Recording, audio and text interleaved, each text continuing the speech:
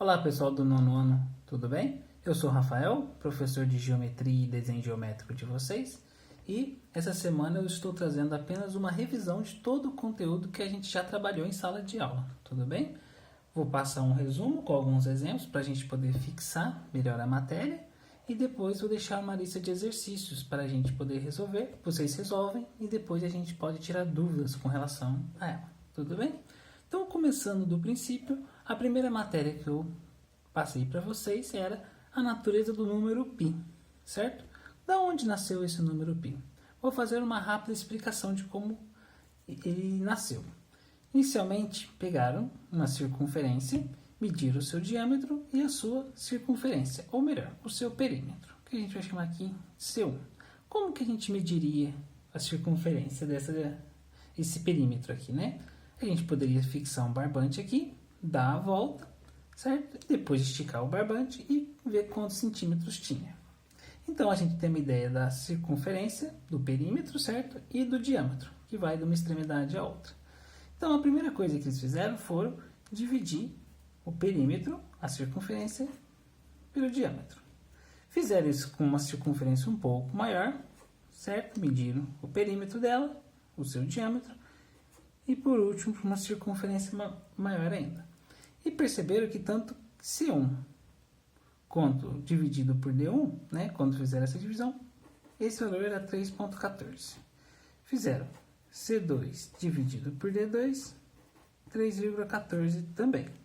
Por último, fizeram C3 dividido por D3 e chegaram em 3,14.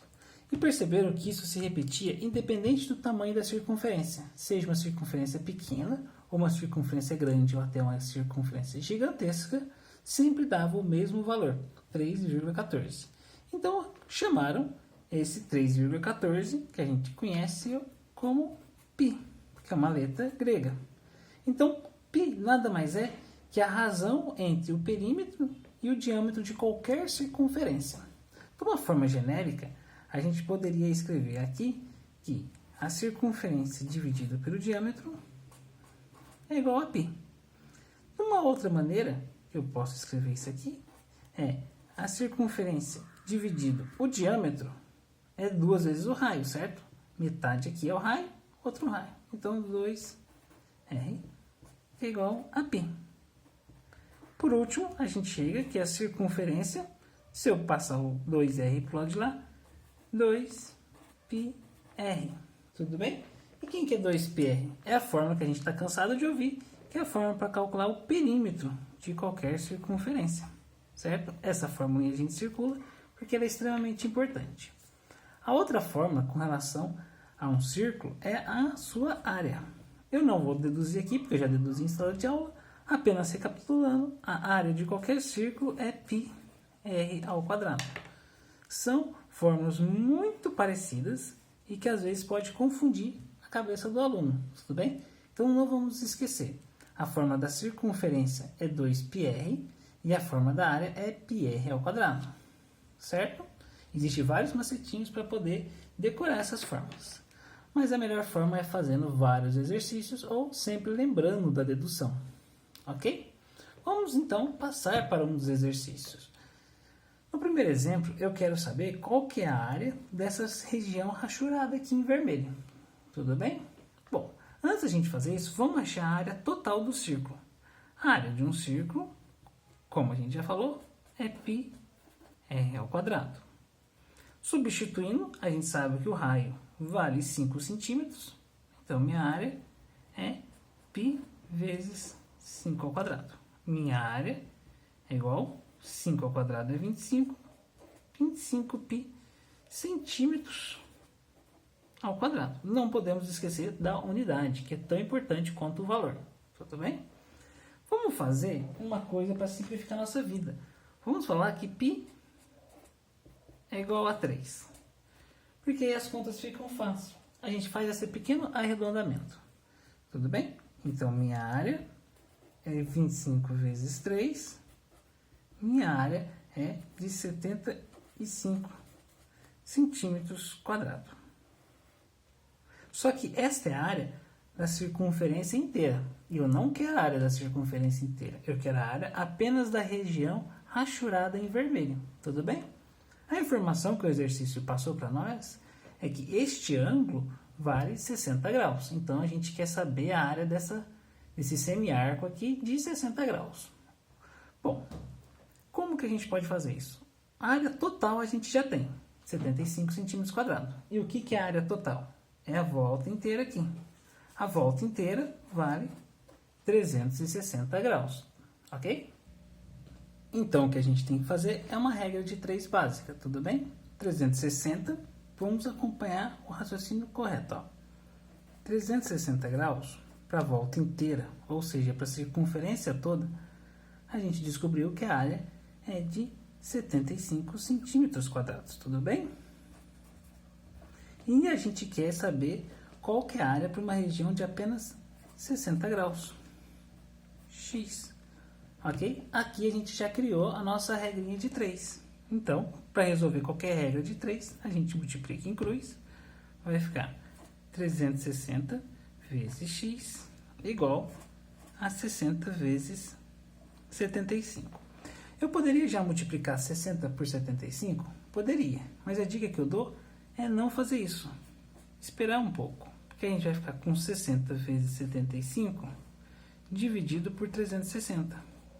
Eu passo 360 para cá para a gente isolar o x. Ora, se aqui é 60 vezes 75 e aqui é 360, a gente pode cancelar os zeros. A gente só pode cancelar os zeros porque aqui está sendo multiplicado. Se estivesse somando, a gente não poderia. Cancelar os zeros, fazer esse movimento aqui, é basicamente dividir em cima e embaixo por 10. Ok? E a gente faz novamente isso. Divide o 6 por 6, que dá 1, e o 36 por 6, que dá 6. Meu x passa a ser 75 dividido por 6. Ok? 75 dividido por 6 é 12,5 centímetros quadrados. Tudo bem? O que é 12,5 centímetros quadrados? É a área dessa região rachurada em vermelho, certo? Que corresponde a um arco de 60 graus. Toda a região é 75, ou seja, do círculo todo é 75. Desse pedacinho aqui é apenas 12,5 centímetros. Tudo bem? Nada muito complicado. O segundo exemplo é quando a gente tem, por exemplo, quer calcular aqui a área em vermelho, onde a gente tem um círculo dentro de um quadrado. Como que a gente calcula a área em vermelho? A gente faz a área do cara maior, que é a área do quadrado, menos a área do círculo. Então, a área em vermelho é a área do quadrado, que é lado vezes lado, menos a área do círculo, que é πr ao quadrado. Nesse caso, a gente sabe que o lado do quadrado é este e este. Se daqui até aqui vale r, que é o raio do círculo, o diâmetro todo vai valer 2r's. Ou seja, o lado do quadrado vale 2r's. Então, aqui vai ficar 2r vezes 2r menos πr ao quadrado. Então, minha área em vermelho, 2r vezes 2r, 4r ao quadrado. Certo? Se eu falar que meu π é igual a 3, vai ficar 3r ao quadrado. Então, minha área em vermelho passa a ser 4 menos 3, 1. Ou r ao quadrado, centímetros ao quadrado. Certo? Essa é uma forma de resolver esse exercício sem utilizar de números, apenas ficando com as letras. A área em vermelho é a área do quadrado menos a área do círculo. Por quê? Porque a área do quadrado é maior que a área do círculo, certo? Ela está do lado de fora. Se fosse ao contrário, o quadrado estivesse dentro, a gente inverteria aqui. A área do quadrado é lado vezes lado, ou lado ao quadrado, menos a área do círculo, πr ao quadrado. A gente sabe que a área do quadrado é lado vezes lado, e o lado aqui no caso é 2r, ou o diâmetro, nesse caso específico, certo, pessoal? Então é assim que a gente resolve esse exercício. Se desse o valor do raio, era simplesmente elevar ele ao quadrado que a gente obteria a região, o valor da área em vermelho. Tudo bem? Basicamente, isso daqui é a revisão completa da natureza do número π, que foi o primeiro capítulo que a gente trabalhou. O segundo capítulo que eu trabalhei com vocês diz respeito a segmentos comensuráveis, certo? Comensurável é tudo aquilo que pode ser medido. Ou seja, é tudo aquilo que a gente consegue extrair informações concretas e precisas. Vamos supor, nesse caso, que a gente teria uma amostra, né, de 10 pessoas. Tudo bem? Temos 10 pessoas para serem divididas. Quantos grupos a gente faria para ter o mesmo número de pessoas em cada grupo? Como assim, professor? Olha, a gente tem 10 pessoas e a gente quer dividir elas em grupos iguais. Quantos grupos a gente teria? Bom, 10 pessoas, a gente poderia fazer um grupo com 5 pessoas e outro grupo com 5 pessoas, tudo bem? E daqui a gente teria 2 grupos com 5 pessoas.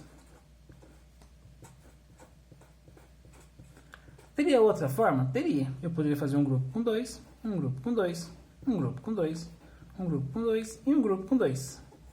E daqui a gente teria 5 grupos com 2 pessoas.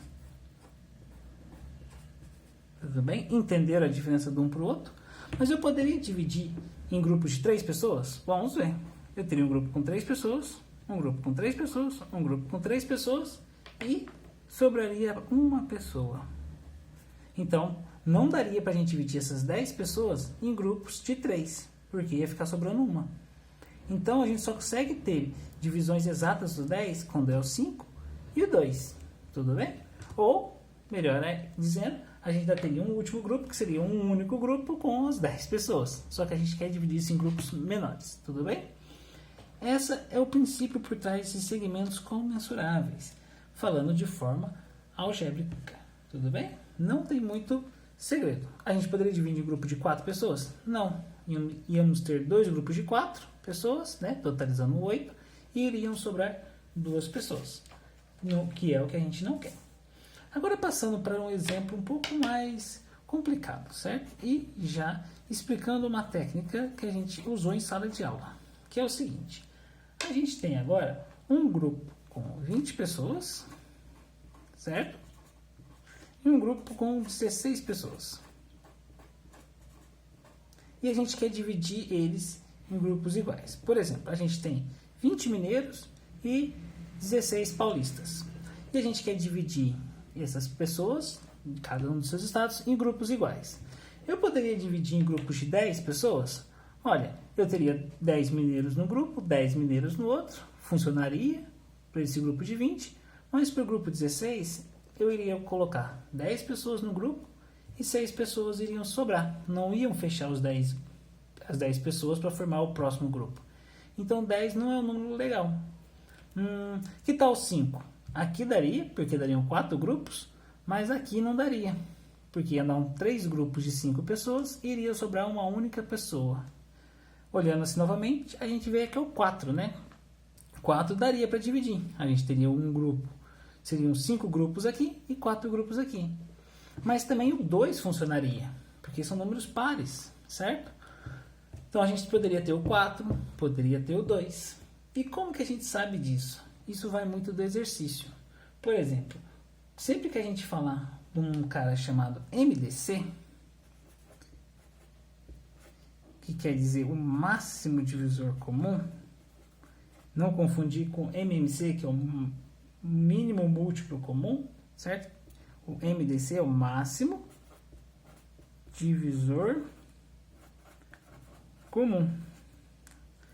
Quem que é o máximo divisor comum nesse caso aqui? É o 4. O 2 seria o seguinte, certo? Mas o máximo que a gente consegue dividir aqui é o 4. Esse seria o máximo divisor comum. E como que a gente pode fazer isso se caso for uns números que a gente não conheça?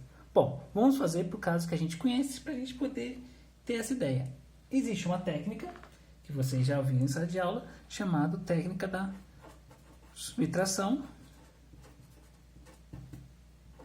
sucessiva. Como o próprio nome já diz, a gente vai ficar fazendo subtrações sucessivamente. E como que essa técnica funciona? A gente vai pegar o maior e subtrair o menor. Então, a gente vai fazer 20 menos 16, 4. Certo? O próximo passo é excluir o maior número, no caso 20, e fazer o segundo menor, o segundo maior pelo menor. Então, 16 menos 4, resultando em 12. Tudo bem? Nesse caso, ó, a gente tirou 20, fez 16 menos 4. Nesse caso, a gente vai tirar o 16 e não vai fazer o 4 menos 12. Vai fazer o 12 menos o 4. Tudo bem? Então, 12 menos o 4 vai dar 8. E aqui a gente continua a técnica. Tira o 12, 8 menos o 4 dá 4. 4 menos 4 dá 0. Tudo bem? Quando a gente chegar nesse resultado que um número menos ele mesmo vai dar 0, ele é o nosso MDC. Então, a gente pode escrever isso da seguinte forma. O MDC de 20 e 16 é 4. Ok? Mas vamos para um outro caso. A gente tem 20 mineiros, certo? Ou 20 pessoas. Continuamos com os 16 paulistas, certo? E agora vamos colocar 6 cariocas. 6 pessoas. E agora qual que seria o mínimo, o máximo divisor comum, certo? Já não seria o 4. Só de olhar para cá a gente percebe que aqui formaria um grupo com 4 e sobrariam 2 pessoas. O que a gente já sabe até o momento é que entre o 20 e o 16 deu 4. A gente já acabou de fazer aqui. Então a gente continua. Aqui a gente vai pegar o 6 menos o 4. E fazendo isso, vamos ficar com 2. Tudo bem? Exclui o maior. 4 menos 2, 2. Exclui o maior. 2 menos 2, 0. Isso quer dizer o quê? Que o MDC, o máximo divisor comum entre 20, 16 e 4 é 2. Tudo bem? Então, olha como é que é diferente esse resultado deste. O máximo divisor comum entre 20 e 16 é 4. Já entre 4, 16 e 6, é 2. Tudo bem? Com isso, a gente finaliza a parte de segmentos comensuráveis, ok? Vamos partir agora para a última parte da nossa revisão, que é com relação ao Teorema de Tales. Tudo bem? Vamos fazer agora uma leve recapitulação sobre este problema em especial.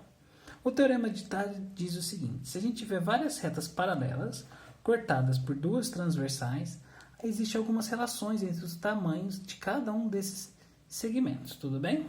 De vez de a gente chamar cada ponto de uma letra, eu vou chamar o tamanho do segmento de uma letra. Por exemplo, daqui até aqui, a gente vai dizer que mede A. Daqui até aqui, a gente vai dizer que mede B. E daqui até aqui, a gente vai dizer que mede C. Daqui até aqui, D. Daqui até aqui, E. E por último, daqui até aqui, F. Para finalizar, a gente vai dizer que todo esse segmento grandão vale G. E todo esse segmento grandão vale H. Tudo bem? E o que diz o Teorema de Tales? Diz o seguinte: se a gente pegar A e dividir por B, é a mesma coisa que a gente dividir D por E. Olha que interessante. A gente vai pegar A dividir por B, é a mesma coisa que D dividido por E. Ou seja, tudo que está desse mesmo lado tem que ser espelhado do outro. Por exemplo, se eu fizer A dividido por C, ou seja, esse tamanho dividido por esse tamanho aqui, quem está do outro lado? O D, e em frente ao C, o F. Mas eu ainda posso estender mais, pensando no B. Se eu fizer B, esse lado, dividido por todo este comprimento, G, é a mesma coisa que eu fizer. Quem está em frente ao B? O E. E quem está em frente ao G, que é todo esse segmento? O H. Ok? Isso basicamente resolve tudo sobre o Teorema de Tales. Agora, uma pergunta. Se eu fizer C dividido por A é igual, quem está em frente ao C? O F. E quem está em frente ao A? O D. Tem diferença entre isso daqui e isso daqui? Esses dois casos são iguais. Certo? Eu só tenho que tomar cuidado com quem eu coloquei em cima. Aqui eu comecei com A em cima e aqui com o C. Então, o outro lado também tem que estar invertido. Tudo bem? Agora, a grande questão é que essas retas têm que ser retas paralelas. E para isso, a gente pode escrever elas da seguinte forma. R é paralelo a S, que é paralelo a T, que é paralelo a U.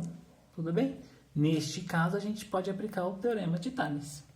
Esse aqui é um resumão das ideias por trás do Teorema de Tales. Vou trazer um exemplo prático para a gente poder fixar este conteúdo de uma vez por todas.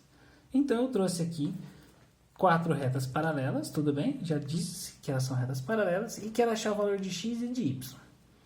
O que o exercício está me dizendo? Que este segmento vale x, este vale 10, este vale 5, 6, 15 e y. Como ele não deu unidades, eu não sei se ele está falando de metros, centímetros e quilômetros. Quando a gente não tem unidade nem no enunciado, nem nos números, a gente deixa quieto. Se em algum lugar eu colocar as unidades, não podemos esquecer das unidades. Tudo bem? Como que a gente vai resolver esse exercício? Ora, ele quer saber o valor de x. Então, olhando apenas para esse lado aqui, a gente tem que a gente pode dividir x por 10. Então, vamos fazer x dividido por 10. Olhando apenas aqui. Agora, a gente vai olhar. Quem está em frente ao x? 6 dividido por, quem está em frente ao 10? 15. Bom, eu só tenho x, posso multiplicar em cruz, vai ficar 15x igual a 10 vezes 6, que eu já vou colocar como sendo 60. Tudo bem? Vou passar, isolar meu x, fazendo 60 dividido por 15, ok? 60 dividido por 15 é 4. Eu tenho unidade, não foi dada unidade, não preciso colocar. Então, o valor do meu x é 4. Agora só falta a gente achar o valor de y. Vamos olhar apenas para esse lado aqui. Ó. Y dividido por ou 15 ou 6. Posso escolher qualquer um dos dois. Vou escolher o 15. É igual. Quem está em frente ao y é o 5. Quem está em frente ao 15 é o 10. Faça a multiplicação em cruz. 10y. 15 vezes 5, que é 75. Tudo bem? Então, meu y, passo 10 dividindo, 75 dividido por 10, meu y é igual a 7,5. Ok, achei o valor de x e de y. Existiria uma outra forma de eu fazer isso. Por exemplo, quando eu estava falando do y, eu poderia fazer y dividido por 6, não poderia? Poderia, nada me impede. Só que ia ficar igual a quem? Quem está em frente ao y? 5. Quem está em frente ao 6? X. Se eu não soubesse o valor de x de antemão, ia ser impossível resolver, porque eu não sei qual é o valor de x e nem o valor de y. Eu ia ficar com duas incógnitas. Só que eu sei qual que é o valor de x. Eu já tinha calculado, que é 4. Então vai ficar y dividido por 6 é igual a 5 dividido por 4. Multiplicando em cruz, 4y é igual a 30. 30 é porque 6 vezes 5. Vai ficar passando o 4 dividindo. 30 dividido por 4. Coincidentemente, 30 dividido por 4 é 7,5. Ok? Basicamente, todos os teoremas de Tales se resolvem assim. Sempre olhando quem a gente tem e quem a gente precisa. E tomar cuidado com essa parte.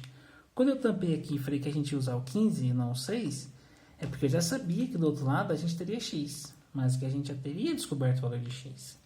Mas quando eu não sabia o valor de x e falei que a gente ia fazer x por 10, é porque a gente sabe que aqui é 15. Se eu tivesse feito por 5, seria o y, e a gente não teria como resolver. Tem uma outra forma de se resolver, que é a partir do momento que eu sei o valor de 4, eu sei o valor disso aqui tudo. Ó. Se aqui vai valer 4, então é 15 mais 4, 19. Tudo bem? Então agora eu sei o valor desse pedaço inteiro. Só que aqui eu ia ficar com duas incógnitas, porque aqui eu ia ficar com 15 mais 6, 21 mais y para dar esse pedaço todo. Mas em alguns exercícios já é dado este valor inteiro, tudo bem? Nesse caso a gente já saberia que era 7,5, a gente consegue calcular esse valor todo.